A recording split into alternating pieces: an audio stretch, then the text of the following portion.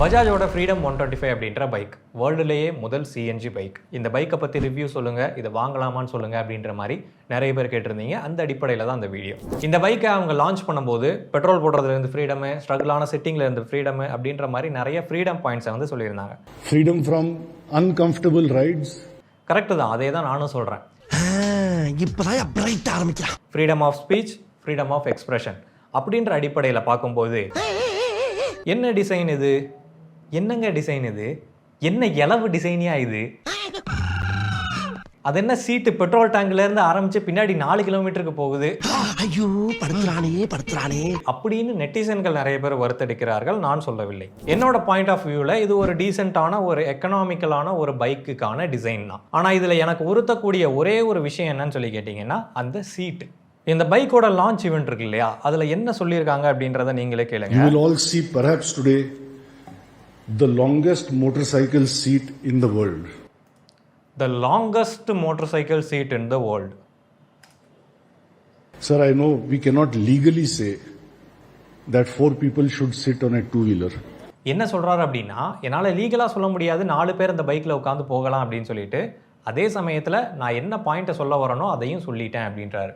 இல்ல புரியல. அதுக்கு அர்த்தம் என்னன்னா, நீங்கள் 4 பேர் போய்க்கிங்க, ஆனால் போலீஸ்க்கு தெரியாமல் போய்க்கிங்க அப்படின்றாரு. அதுக்கப்புறம் அதை ஜஸ்டிஃபை பண்ணுறதுக்காக ஒரு பாயிண்ட்டு சொல்கிறாரு. நம்ம காரில் உட்காந்துட்டு விண்டோ வழியாக பார்க்கும்போது பாவம் அம்மாக்கள்லாம் வந்து குழந்தைங்கள மடியில் வச்சுட்டு பைக்கில் போகிறத பார்க்கும்போது ரொம்ப கஷ்டமாக இருந்துச்சு, அதனால தான் வந்து இவ்வளோ லாங்கான சீட்டை வந்து கொடுத்துருக்கோம் அப்படின்னு சொல்லிட்டு. Little babies are cradled between parents or in the mother's lap. இல்லை, இது வரைக்கும் நாங்கள் அவ்வளோ கஷ்டமாலாம் போனது இல்லையே. ஸ்ப்ளெண்டர் வச்சுருக்கவங்க, பிளாட்டினா வச்சுருக்கவங்க, ஏன் நான் பஜாஜ் பல்சர் வச்சுருக்கேன், அதுலேயே கூட நான், என் ஒய்ஃபு, என்னோட பையன் 3 பேரும் கம்ஃபர்டபுளாக தான் போயிட்டு வரோம். அவ்வளோ ஸ்ட்ரகிளாலாம் ஒன்றும் இல்லை. அவர் மேபி R15 பைக்கில் ஏதாவது குழந்தைய வச்சுட்டு போகிறத பார்த்துருப்பாருன்னு நினைக்கிறேன்.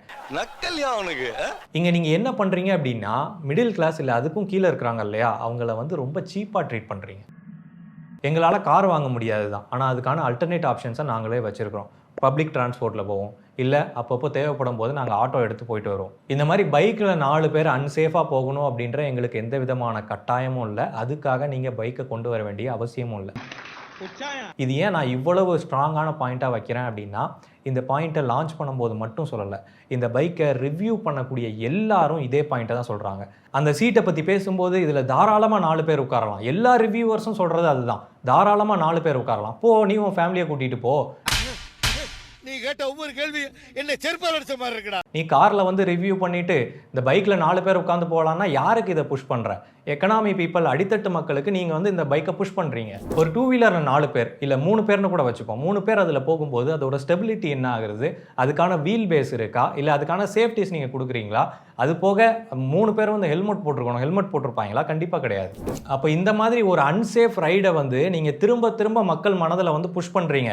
அவங்க மைண்டில் என்ன ஆயிரும் அப்படின்னா, நம்ம ஒரு ஆட்டோ எடுத்து போகிறதுக்கு பேசாமல் இந்த பைக்லேயே நம்ம 3 பேர் 4 பேர் போயிடலாமே அப்படின்ற மைண்ட் செட்டுக்கு வரும். இது பெரிய ஆபத்தை உண்டாகும். என் குழந்தைங்களுக்காக அவ்வளோ அக்கறை காட்டுற நீங்கள், குழந்தைங்களுக்கு உட்காரதுக்கான ப்ராப்பரான சீட்டிங்கை பைக்லேயே கொண்டு வர வேண்டியதுனே.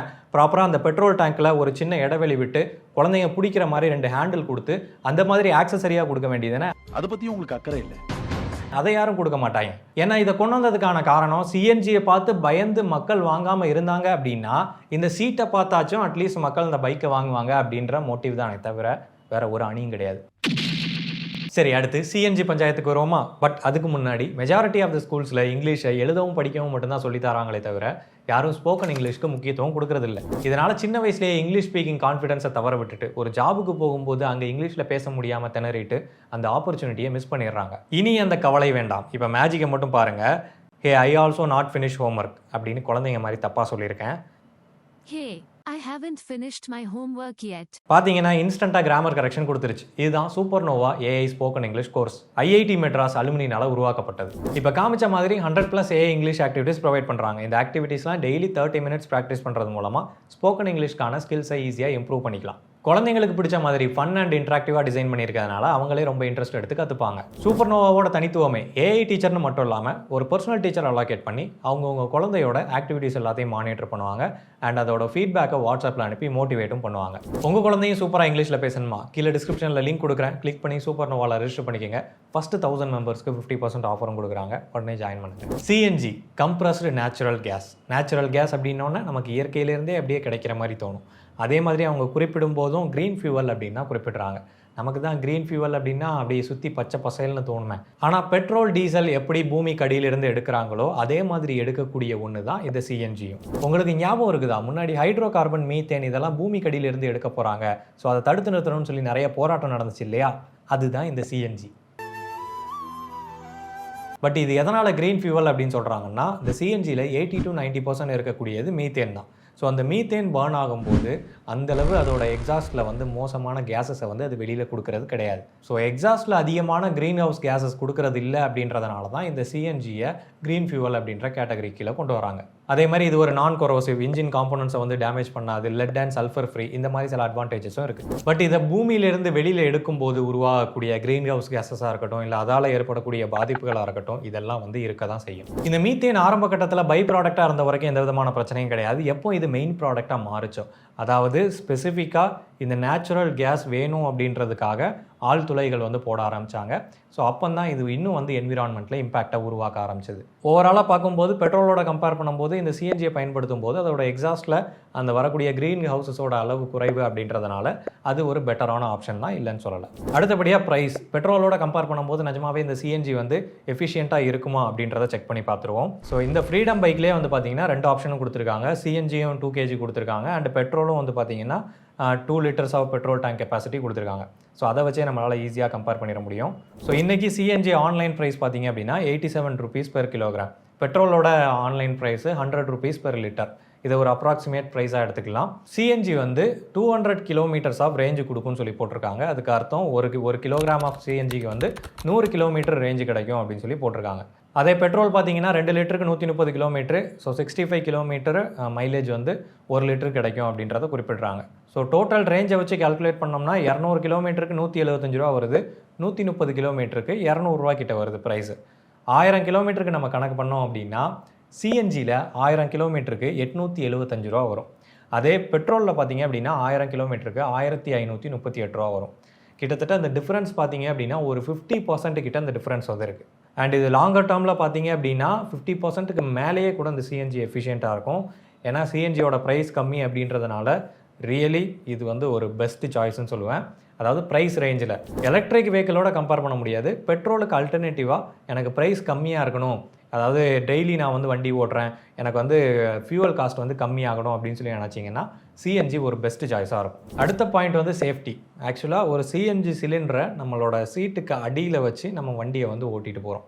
அப்படின்றப்போ இதில் சேஃப்டி எந்த லெவலில் இருக்கும் அப்படின்ற ஒரு கொஸ்டின் வந்து வரும். ஃபஸ்ட்டு விஷயம், நான் முன்னாடியே சொன்ன மாதிரி இந்த சிஎன்ஜி அப்படின்றது ஒரு மீத்தேன்னா இது தீப்பிடிக்கக்கூடிய ஒரு கேஸ் தான், இல்லைன்னு சொல்லலை. ஆனால் எல்பிஜி, பெட்ரோல், டீசல் இதெல்லாம் கம்பேர் பண்ணும்போது இந்த சிஎன்ஜி வந்து லைட்டர், அதாவது காற்றை விட டென்சிட்டி குறைவு. அதுக்கு அர்த்தம் என்னென்னா, டென்சிட்டி அதிகமாக இருக்கக்கூடிய பொருட்கள் கீழ் நோக்கி இருக்கும், டென்சிட்டி குறைவாக இருக்கக்கூடிய பொருட்கள் வந்து மேல் நோக்கி போகும். இன்கேஸ் ஏதாவது ஒரு பிரச்சனையினால் இந்த சிஎன்ஜி லீக் ஆச்சு அப்படின்னாலும் கூட இந்த சிஎன்ஜி வந்து ஆட்டோமேட்டிக்காக மேலே பார்க்க போக ஆரம்பிச்சிடும். எல்பிஜி மாதிரியோ இல்லை டீசல், பெட்ரோல் மாதிரி கீழ் நோக்கி போகாது, மேற்புறமாக தான் போகும். அந்த மாதிரி மேற்புறமாக போகும்போது ஒரு குறிப்பிட்ட இடத்துல இந்த சிஎன்ஜி வந்து அப்படியே மொத்தமாக சேர்றதுக்கான வாய்ப்புகள் குறைவு.